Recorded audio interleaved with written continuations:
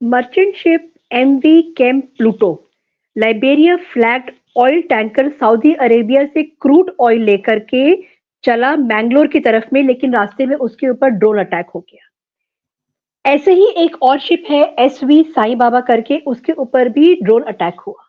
ये drone attacks कौन कर रहे हैं, और ये सारे के सारे जो ड्रोन अटैक्स हो रहे हैं सी पे हो रहे हैं, अरेबियन सी को हम बोले या फिर हम रेड सी को बोले, कहीं पर भी बोलते, सब कमर्शियल जो वेसल्स हैं उनके ऊपर हो रहे हैं।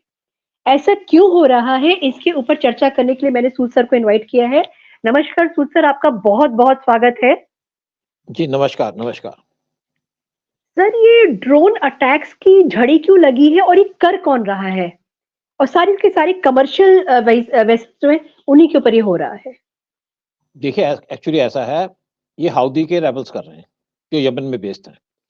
ये शिया है और ये चाहते हैं कि इजराइल जो अपनी स्ट्राइक कर रहा है गाजा के ऊपर उसको रोक दे, और इसी के वजह से ये प्रेशर डाल रहे हैं वर्ल्ड के ऊपर, क्योंकि यहाँ से वर्ल्ड ट्रेड पास होती है, और ताकि वो उनके ऊपर प्रेशर पड़े और इजराइल गाजा के ऊपर स्ट्राइक बंद कर दे।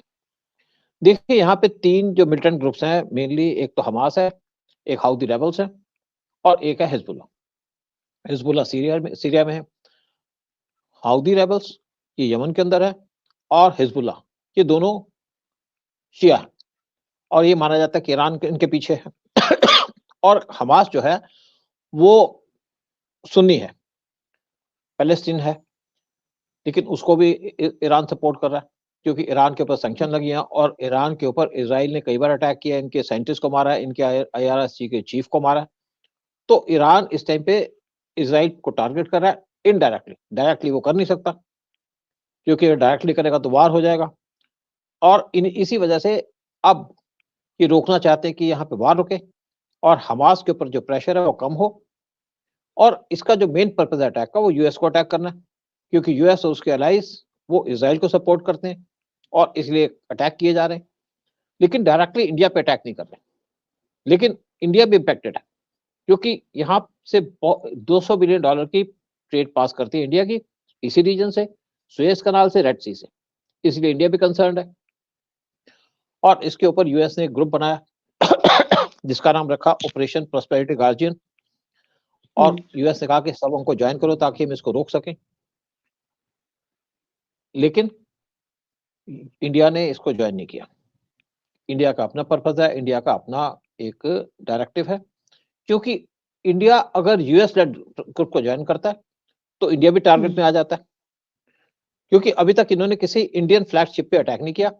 और साथ में जो यूएस के अलाइज हैं, जापान, ऑस्ट्रेलिया और सऊदी अरबिया, उन्होंने भी इस ग्रुप को ज्वाइन नहीं किया, जबकि 10 कंट्रीज को ज्वाइन कर चुकी हैं।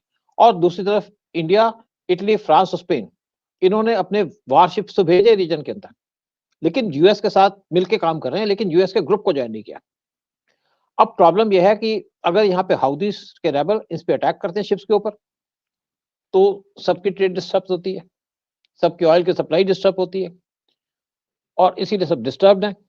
और आप देखिए कि नवंबर 19 से जब अटैक शुरू हुए तो अब तक 30 ड्रोन अटैक किए जा चुके हैं, उसमें से आधे किए गए रेड सी के अंदर। लेकिन इनका जो पर्पस है वो है कि वॉर रोकने का।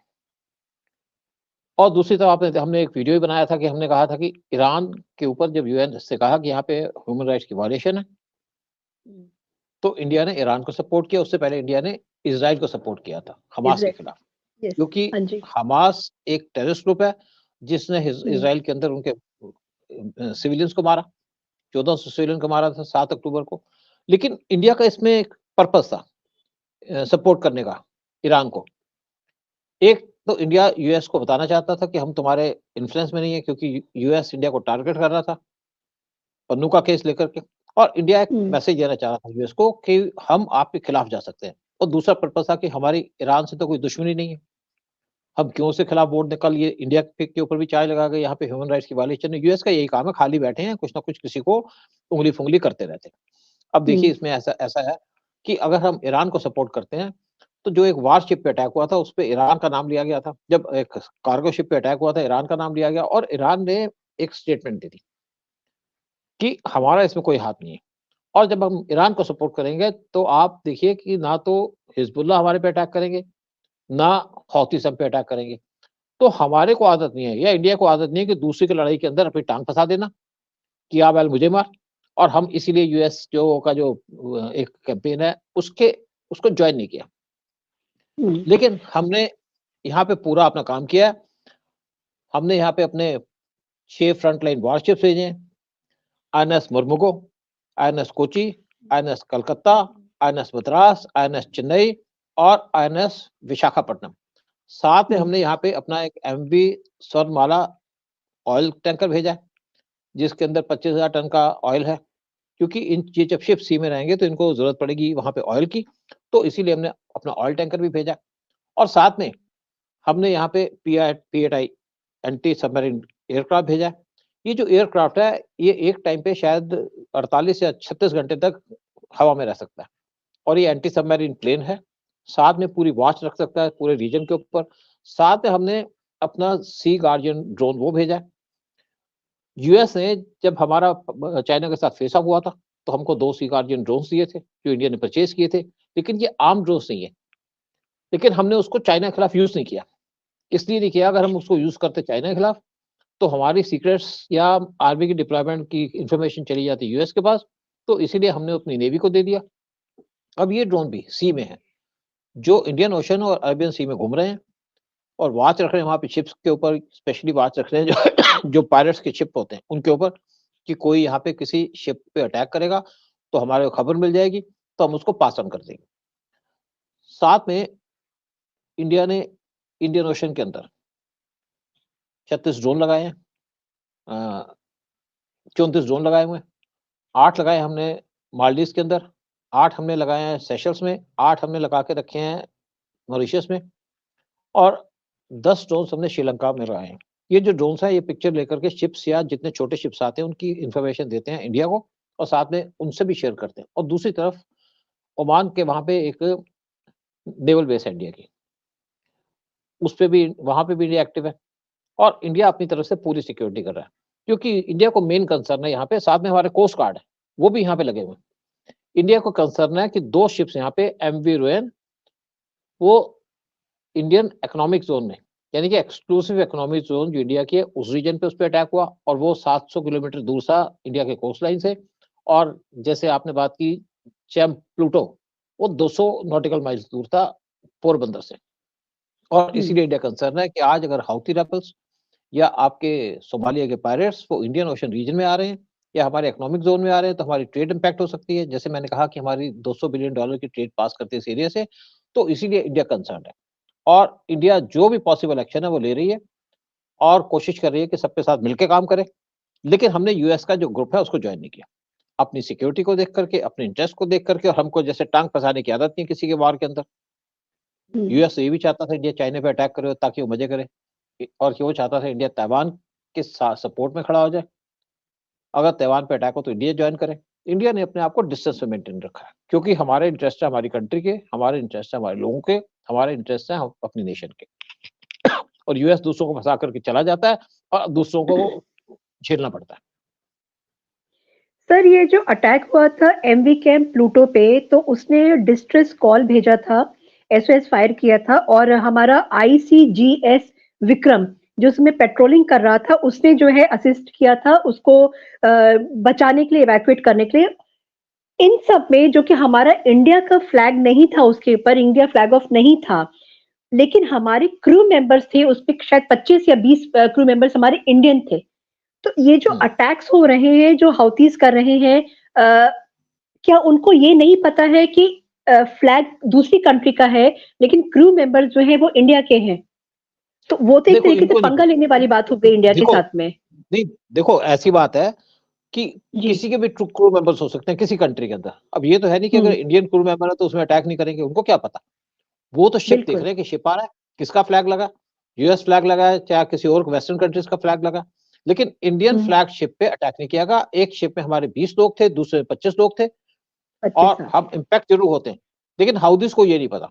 खैर मैं नहीं समझता कि हाउदीज इतने पढ़े लिखे होंगे बाकी चीज की नॉलेज के लिए, शिप्स के बारे में कि शिप कहां से जा रहा है कहां आ रहा है इनको नहीं पता होगा। और इंडिया कोई ऐसा दोस्त तो है नहीं हाउदीज का, लेकिन इंडिया उनको दुश्मन भी नहीं है, एक न्यूट्रल कंट्री है। लेकिन जब भी हाउदीज अटैक करते हैं उनको जो भी आसान मिलता है उस पे अटैक करते हैं। लेकिन हाँ, ये ज़रूर है कि उनका एक पर्पस है इज़राइल के जो सपोर्टर हैं उन पे अटैक करना, ताकि ये वार रुक जाए। और इंडिया न्यूट्रल है। इंडिया ने हमास के खिलाफ वोटिंग की थी, इज़राइल के फ़ेवर में की थी, और दूसरी तरफ इंडिया ने ईरान के फ़ेवर में वोट किया था। इंडिया किसी ग्रुप को बिलॉन्ग नहीं करता। लेकिन खतरा तो हमारे ऊपर मंडरा रहा है ना, क्योंकि हम एक बड़े इंपॉर्टेंट प्लेयर हैं इस रीजन के अंदर।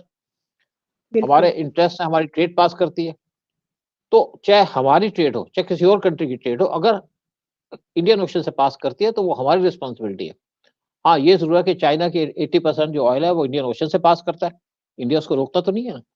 इंडिया उसको तब रोकेगा जब इंडिया और चाइना का वार हो जाएगा। उससे पहले तो हम कुछ नहीं कर सकते। क्यों हम किसी का ट्रेड रोकें, क्यों किसी को दुश्मनी ले अपने आप से। तो हाउदीज को इसके बारे में कोई नहीं पता। आप और इसमें सोमालिया जी, हाँ, हाँ। सोमालिया पायरेट्स का भी हाथ आप देखते हैं क्या? ये जो देखिए सारे ड्रोन सोमालिया के अटैक्स जो एक साथ बहुत हो रहे हैं। हाँ, देखो सोमालिया के जो है ना तरफ से ड्रोन अटैक नहीं होते। सोमालिया के पायरेट्स जो नॉर्मल शिप्स हैं उनको लूटते हैं, और अगर वो शिप को पकड़ के अपने एरिया में ले जाते हैं, तो वहाँ पे रैंसम माँगते हैं कि पैसा दो, और या किसी हुँ, शिप को लूट करके छोड़ भी देते हैं। नॉर्मली सोमालियंस शिप्स को अटैक करके वहाँ से पैसा कमाने की बात करते हैं।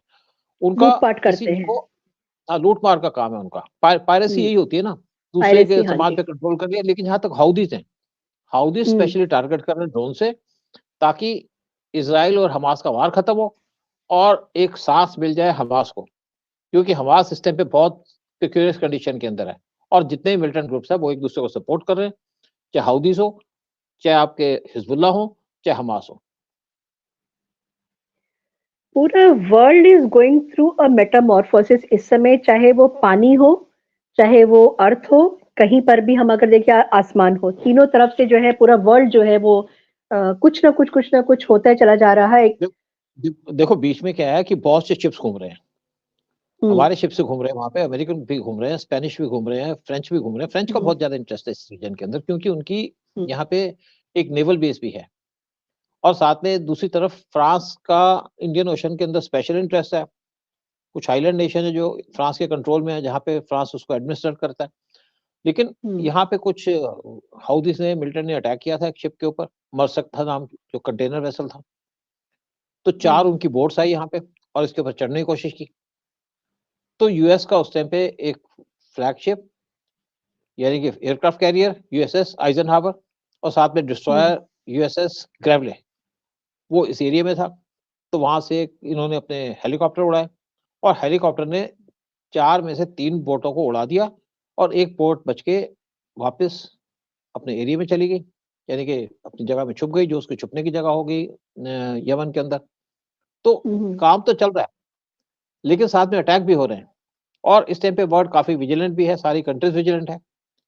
क्योंकि जैसे हुँ, इंडिया ने तो 6 वारशिप भेज दिए यहाँ पे, पहले इंडिया ने 2 भेजे थे, उसके बाद इंडिया ने 2 और हुँ, भेजे, फिर 1 और भेजा, और रिसेंटली एक और उन्होंने अपना डिस्ट्रॉयर भेजा, मिसाइल बोट भेजी।